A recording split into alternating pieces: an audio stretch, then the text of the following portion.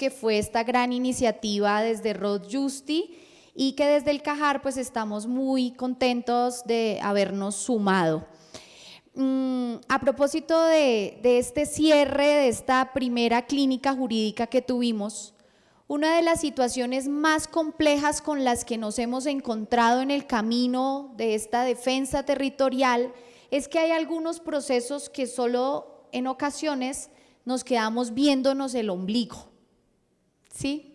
Y resulta que hay ocasiones en las que ese compartir las experiencias, saber los múltiples caminos que se han tomado por diferentes procesos, pues resulta fundamentales. En este mundo desde lo jurídico, que es lo que hemos querido abordar, está el tema de que el derecho, las normas, las leyes, no han dejado de ser una herramienta de dominación. Y partiendo de esa base, nos resulta muy complejo analizar todo esto de es que el acuerdo municipal, es que la protección, es que la prohibición de minería. En este país no puede salir nada que diga que se prohíbe la minería. Por ejemplo, ahí ya vamos a encontrar un montón de retos. Entonces nos ha tocado llegar y decir, no, vamos a sacar el acuerdo municipal de protección de las fuentes hídricas. Y por ahí vamos buscando, ¿no?, como herramientas. Ahora, justamente José Alvear Restrepo decía que había que plantear esa normatividad, esas leyes del pueblo para el pueblo, o sea, como desde las bases hacia arriba y no como históricamente ha sucedido. Todo está construido de arriba hacia abajo. Y si eso no se invierte, vamos a tener muchísimas dificultades. A propósito de las recomendaciones de esta muy buena línea del tiempo, que es fundamental que todos los procesos la tengan, sus mapas de actores, identificar las acciones y demás, la invitación es a que luego podamos ir evaluando por el camino lo que son los proyectos de ley que se están impulsando desde las bases. Proyectos de ley como la de democracia ambiental, ahora mismo se va a implementar un proyecto de ley sobre empresas y derechos humanos, o por lo menos las propuestas que permitan empezar a discutir desde las bases todo esto que se enreda. Pero decía que es importante no quedarnos viéndonos solo el ombligo, porque justamente el compartir esas experiencias y poder evaluar caminos es lo que las puede fortalecer y lo que nos puede juntar pues en redes. Ahora sí, yo voy a acompañar este panel que continúa. Si alguien me presta como, no, esperen, yo tengo acá algo, un momento.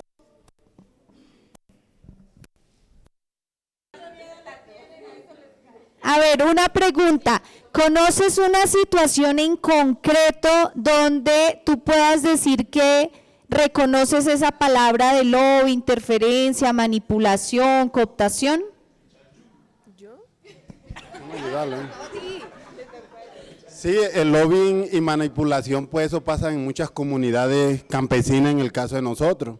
Manipulan a las comunidades campesinas, o sea, prometiéndole un ejemplo, proyectos productivos, que ellos tengan la buena inversión en los territorios, sabiendo que es una manera también de absorber a las comunidades y manipularlas para llevarle, quitarles el territorio. Y el tema del lobby también es como un escenario de que hoy estamos con institucionalidades y también hacer ver mi proceso delante de ellos, conocer dentro, o sea, cuando están en estos escenarios también, cómo conocen mi caso también para salir adelante. Listo. Bueno,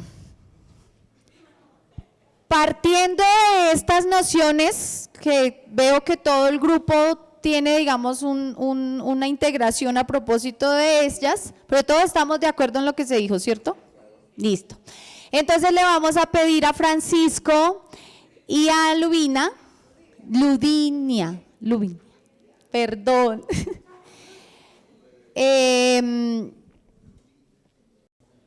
para escucharles a propósito de lo que identificando en esta sesión, que justamente se llama captura corporativa. ¿Qué es eso de la captura corporativa? ¿Cuáles son los dispositivos a través de los cuales se hace evidente y en concreto qué retos, qué dificultades y cómo se valora, digamos, este mundo de la captura corporativa respecto de las luchas territoriales que se dan en nuestros territorios? Entonces, Francisco, ¿tienen ustedes el poder de este micrófono? Estábamos intentando que lo presentaran acá, pero… ¿Hay fallas técnicas? ¿Hay fallas técnicas? Ok, pero como sabemos, como estamos de tiempo corto, entonces básicamente lo que les queremos explicar, bueno, nosotros tenemos una experiencia, la compañera Ludivia va a hablar un poco de la experiencia que tenemos como movimiento de víctimas de corporaciones multinacionales y desde esa perspectiva, desde hace 10 años constituimos la organización, pero hemos venido trabajando hace 30 años confrontando esas compañías multinacionales. Hoy ha salido una muy buena noticia que finalmente después de 17 años se condena a Chiquita por parte de los 11.127 homicidios que ha cometido, el 1.000.000 de desplazados forzados. Entonces es por lo menos un avance después de 17 años de trabajo y como ustedes ven eso le saca canas a uno, pero bueno. Lo que nos… un poco lo que queremos mostrar es cómo se hace la cooptación del Estado, es decir, del Estado por parte de las multinacionales, aunque queremos aclarar una cosa. Nosotros no creemos que las multinacionales coopten el Estado. Nosotros creemos, y eso está demostrado, pues lo haríamos alrededor de un café luego, para demostrar que filosóficamente, históricamente, el Estado simplemente es un instrumento de las compañías y los grupos que están en el poder. Ahí no hay ninguna cooptación. Ellos están al servicio y están constituidos para eso. Queremos mostrar la experiencia de Colombia, cómo se ha hecho, cómo se ha instrumentado ese Estado para que permita hacer lo que están haciendo las compañías. ¿Estamos? Entonces, como es mucha la información y mientras el compañero hace la instalación, yo les voy a ir contando cómo se ha creado, es decir, la imposición de ese modelo extractivo a partir del Estado cooptado, llamémoslo así, cooptado, que ustedes sufren, ha tenido 3 niveles de implementación a lo largo de los últimos 40 años. El primer nivel de implementación es la imposición del modelo a través de los acuerdos con la banca multilateral. El segundo es la creación por parte de las compañías multinacionales, de sus abogados, esencialmente de la embajada canadiense, pero también de las embajadas de Estados Unidos y de la Unión Europea. Yo hago aquí una acotación porque digo que este país es tan democrático que las embajadas hacen la legislación colombiana. Así es de democrático. Y lo tercero es la imposición del modelo extractivo a partir de la violencia. Eso está resumido en 2 conferencias que yo les voy a dejar el enlace que están en YouTube. Una sobre el papel de las multinacionales en la violencia en Colombia y la otra sobre, ahora sí, perfecto, y la otra de cómo se crea todo esto. Sigamos con la primera, por favor, la que sigue, por favor. Entonces, ¿cómo se crea, cómo es el primer nivel de cooptación? Aunque le reitero, no coincido con esa frase, pero bueno.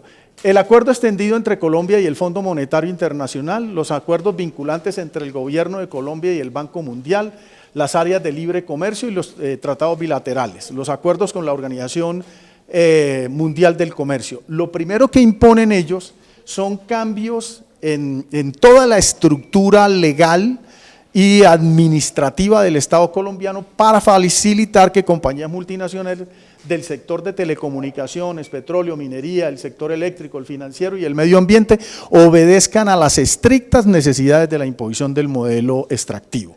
Segundo, por favor, el que sigue, por favor. El siguiente, por favor. El siguiente. Entonces, este hace parte, este es el texto del acuerdo entre el Banco Mundial siga hermano, y el gobierno colombiano. El de atrás, por favor. Entonces dice, el Congreso de julio a diciembre del 99, el gobierno está presentando propuestas para una reforma integral del sistema de pensiones. Entonces, sistema de pensiones que permitirá básicamente que las compañías, además del dinero que traen de afuera, el poquito dinero, tengan dinero de los propios colombianos para hacer las bestialidades que hacen en el país. El otro dice, el Congreso hará una reforma tributaria. Han hecho 4 reformas tributarias, en cabeza fundamentalmente del gobierno canadiense, que es el que ha sido contratado por la banca multilateral, no solamente para que cambie la legislación colombiana, sino la de todo el tercer mundo. Ustedes ven lo que ha pasado en Argentina, en Chile, en Honduras, en Nigeria, en República Democrática del Congo, y allá está la mano, porque los canadienses tienen mucha experiencia en el cambio de su legislación para condicionarla a las necesidades de sus compañías. Lo otro dice que en la década del 90 tendrá un impulso del Estado, la privatización en Colombia. Entonces comienzan a privatizar todas las empresas, básicamente para soltárselas a las compañías multinacionales, y entonces el sistema de salud queda en manos de ellas, el sistema de telecomunicaciones, hasta el transporte, todo queda en manos de ellas a partir de esas privatizaciones. Sigamos, por favor. Todo eso es con el acuerdo con el Fondo Monetario y el Banco Mundial. Liquidan Carbocol, liquidan el Banco Agrario, expanden el sector privado en los servicios de infraestructura. Entonces nuestro amigo Luis Carlos Sarmiento Angulo pone cada 150 kilómetros un peaje. Entonces de la platica de nosotros, de las pensiones, él saca de ahí, monta carreteras y pone peajes, y seguramente cuando se muera se va a llevar toda la plata. El gobierno en el tema de inversión extranjera crean una ley específica que da garantías de estabilidad jurídica, así se llama la ley de estabilidad jurídica para las inversiones extranjeras. Yo les recomiendo que vean el video, los 2 videos esos, porque entrar en detalle en esto sería muy extenso, pero hay por lo menos 2 magistrados de lo más decente que ha tenido este país, dejan constancia que esa ley de inversión extranjera es la cosa más burda, y incluso uno de ellos la compara con que los caucheros de la época de la vorágine, si hubieran tenido esa ley, pues hubieran permanecido toda la vida en el país. Luego, la flexibilidad del mercado del trabajo. Entonces esa flexibilización va acompañada de que le arrasan todos los derechos a los trabajadores. En los años, no solamente de Uribe, sino previo a Uribe y después de Uribe, el 79% de los dirigentes sindicales que asesinaban en el mundo eran colombianos. Y los colombianos éramos, porque yo vengo del movimiento sindical, el 0.0002% de los sindicalistas del mundo, y poníamos el 79% de los muertos. Entonces esto se impuso a través de esta flexibilización, pero a la par del genocidio del movimiento sindical, y obviamente eso golpeó a las organizaciones campesinas, indígenas, afros, que de alguna manera hacían actividad sindical. Sigamos, por favor. Los tratados de libre comercio, esto entre Colombia y Canadá. Para resumírselos, entonces, el gobierno canadiense le dice al Estado colombiano que tiene que restringir las compañías estatales, que todo eso lo tiene que pasar a la privatización. Sigamos, por favor. Lo meten a la CIADI. Solamente ahora con este gobierno hemos estado dejando de perder en la CIADI. La CIADI es un centro… Sí, es un tribunal de arbitramiento por fuera de la legislación colombiana. Para que ustedes tengan una idea, el 95% de los casos que se presentan contra los países en desarrollo, como el nuestro, los pierden los países. El 4% se obligan a conciliarlo y solamente el 1% se gana. Bueno, esos tribunales así, ¿no? Participar en esos. Entonces, a Colombia le imponen el CIADI para todo eso, y por eso la gran mayoría de las demandas creo que el 64%, si no me equivoco, es de compañías canadienses, realmente con sede en Canadá, pero capital multinacional. Sigamos, por favor. Bueno, entonces, el siguiente paso es la creación de la legislación colombiana. ¿A quién contratan para hacer la legislación colombiana? Primero, a la Agencia de Cooperación de Canadá, que a través de una ONG de multinacionales que se llama Canadian Energy Research Institute, esa ONG de multinacionales elabora el Código de Minas, el Código de Petróleos, la legislación ambiental y 4 reformas tributarias. Ellos. Luego los abogados Martínez Córdoba, los Martínez son una familia de abogados colombianos, abogados de las compañías petroleras, y los Córdoba son una familia de abogados de las compañías mineras. Entonces, estos y estos se sientan y hacen el código que necesitan, ¿no? Ellos no son idiotas. Por eso cuando la gente dice que o le echan el cuento a usted que la ley, que usted tiene que respetar la ley, pues la ley, ¿yo por qué tengo que respetar una ley hecha por el crimen organizado? ¿Cuál es la razón? Y para los intereses de ellos, ¿no? Pero a uno le echan ese cuento. Y el tercer actor son los parapolíticos. Los parapolíticos, ahorita hablando del tema de Chiquita, nosotros tenemos 30 años de investigar la creación del bloque norte de las autodefensas.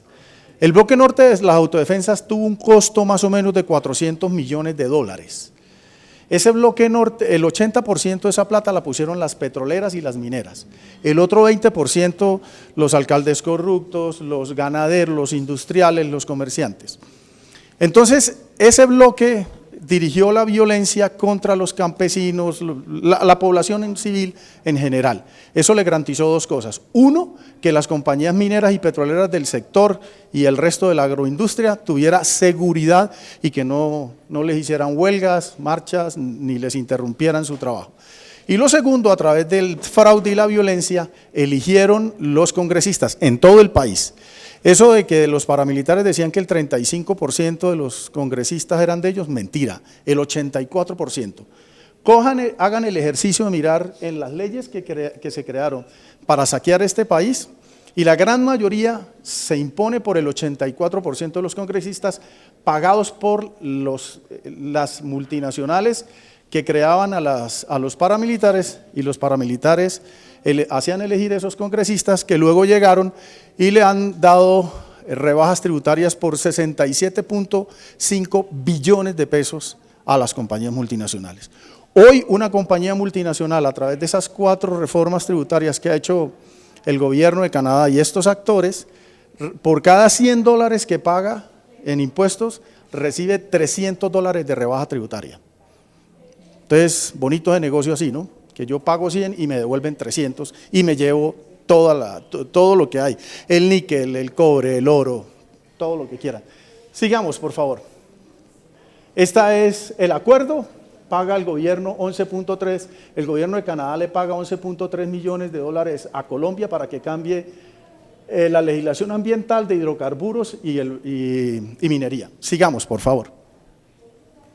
Estos son los senadores, no me voy a parar con ellos, ustedes muchos los conocen, las bellezas de Miguel de la Espriella, Leonora Pineda, todos parapolíticos, todos condenados.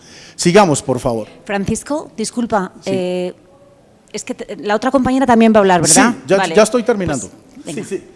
Esto es el resto, sigamos, por favor. Estos son los abogados y esta es la cooperación internacional. Sigamos a ver qué es lo que sigue. Ya esto es lo que les indico que van a tener. Les invito respetuosamente a que vean los 2 videos que yo les voy a dejar los enlaces y eso entra en el detalle. Va a hablar la compañera. Muchas gracias. Muchas gracias. Bueno, mi nombre para todos y todas es Ludidia Giraldo. Bueno, yo hice parte de algunas organizaciones de derechos humanos, trabajé con varias organizaciones de derechos humanos y he acompañado también junto con el sindicato, pues antes de que lo liquidaran, lo acabaran, el sindicato de Sintra Minercol a comunidades afectadas por la explotación y por las compañías multinacionales en varias regiones del país, entre esas Cesar, sur de Bolívar, Guajira, también en norte de Santander y Santander. Bueno, como también tengo muy poco tiempo, es compartir con ustedes como la experiencia que es una de las alternativas que las comunidades y todas las personas que trabajamos por la defensa del territorio y de las comunidades nos encontramos que hay que adelantar, ¿no? Y es como juntarnos. Ahora lo decía la compañera del Cajar al principio, y es el compartir esas experiencias y el juntarnos y tener todos esos elementos para ver qué podemos hacer juntos, porque aislados no podemos hacer nada. Así fue como surgió el Movimiento Nacional de Víctimas de Empresas Multinacionales y Transnacionales. Para eso, organizaciones campesinas, afro, indígenas, trabajadores y comunidad en general afectada por el accionar de las compañías multinacionales, nos reunimos en Valledupar el 23 y 24 de agosto de 2013 y decidimos conformar ese movimiento, se llama así, Movimiento Nacional de Empresas Multinacionales, de Víctimas de Empresas Multinacionales y Transnacionales. Ahí estuvieron también presentes representación de la comunidad indígena Guayú, Fede Agromisbol del sur de Bolívar, el AUSO de Santander, para mirar, o sea, qué podíamos hacer, ¿no? Comunidades afro también estuvieron ahí, y participaron también organizaciones de Casanare, de Arauca, de Santander y del Cesar, obviamente, ¿no? Bueno, entonces, ¿y por qué nos sentamos a analizar toda esa situación? Un poco recordando y escuchando ayer y hoy también las exposiciones de los grupos, es una historia común de violencia agenciada por estas empresas, de la cual pues son víctimas las comunidades campesinas, afroindígenas, los trabajadores, ¿sí? Porque estas multinacionales son un poder enorme en las regiones y fundamentalmente pues lo que nosotros analizábamos, como Pacho lo expresaba Francisco, es que eso se aposentan y se apoderan de las zonas de mayor riqueza minero-energética, ¿sí? Donde hay carbón, oro, petróleo, gas, ¿sí?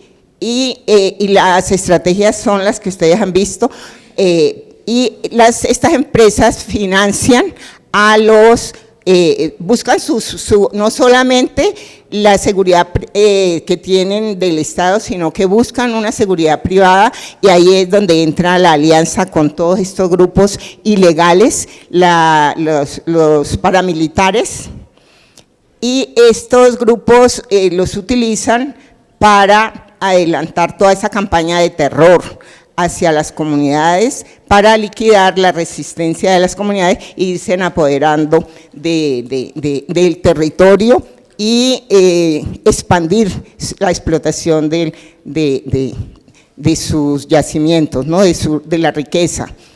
Yo recuerdo que ese día de la creación, un miembro de la Cámara de Comercio del Cesar decía que el 70% del territorio del Cesar ya estaba,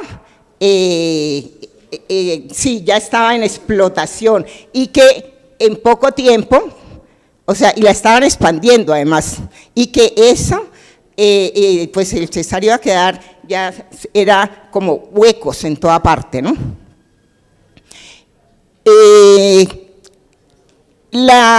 Estos grupos entonces con la participación de las empresas directamente, porque eran estos empresarios quienes daban las órdenes de a quienes habían que liquidar. Han liquidado sindicalistas, líderes sociales, incluso algunos dentro de las mismas instalaciones de la empresa o en los buses, al bajarse y en los buses de la empresa, de la Drummond, por ejemplo, ¿sí? Bueno, entonces, en desarrollo de todo este trabajo, nosotros como movimiento desarrollamos un proyecto fundamentalmente en algunos municipios que hacen parte del corredor minero, que son La Jagua de Ibirico, Chiriguaná, San Diego, Codazzi, Becerril, bueno, Chiriguaná, algunos corregimientos, entre ellos Rincón Hondo, y Valledupar, donde llega mucha de la gente desplazada.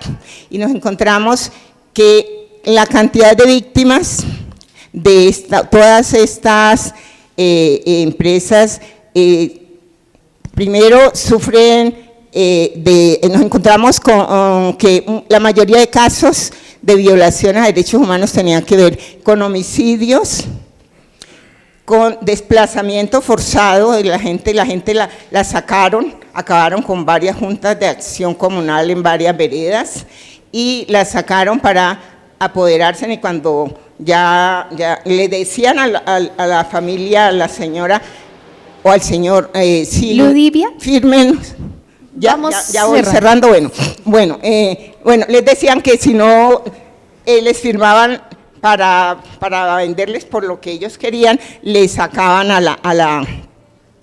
tenían que vender, tenían que negociar con la viuda, así les decían, así se apoderaron de muchos de estos terrenos. Entonces, el Cesar es uno de los departamentos también en donde hay gran parte de personas desaparecidas forzadamente, que nunca se volvieron a saber nada de ellas. Entre las afectaciones más graves que nosotros encontramos en el desarrollo de un proyecto de acompañamiento jurídico y psicosocial, encontramos que pues, las grandes afectaciones son a la vida, a la integridad, al trabajo, ¿sí? a los derechos laborales, los daños ambientales, como ustedes los han dicho, y también como digamos, la inoperancia del Estado, porque está totalmente pues vendido, postrado a las multinacionales, ¿no? Y un contraste que encontramos enormemente fue esa enorme riqueza de la población, contrasta con que la mayoría de todas estas poblaciones no tienen ni siquiera agua potable, ¿sí? Eso es así. Bueno, y ahí está entonces también la creación del frente, específicamente para accionar en esta zona, el Juan Andrés Álvarez, frente paramilitar. Quisiera dejar solamente un minutico para dejar como unas preguntas, unas inquietudes, unas reflexiones. Hacer todo este trabajo que ha llevado varios años nos ha también confrontado con la necesidad de buscar esa información, pero también con las limitaciones que las organizaciones y los movimientos de las comunidades y las organizaciones de derechos humanos tenemos para realizar ese trabajo, ¿no? No es fácil conseguir esa información y no es fácil adelantar ese trabajo porque no hay recursos para realizar eso. Esa es una gran limitación, y la otra es que ni siquiera las víctimas tienen derecho a algo fundamental, a la información sobre los casos de violaciones a derechos humanos, ¿sí? O sea, esas grandes limitaciones, ¿sí? Y el encontrarnos, porque la gente está dispuesta y quiere conocer por qué ocurrieron esos hechos, quiénes están detrás de eso. Y para eso se necesita, uno, conocer ese contexto y también tener como toda la información de cuál es el camino para ellos obtener justicia, para que la verdad se conozca, por qué realmente han agenciado toda esta violencia contra la región, y también pues para que permitan que las organizaciones puedan desarrollarse, la comunidad, seguir con todas sus actividades, sus labores, y que no y que estos hechos no se vuelvan a repetir. Ya. Perdón.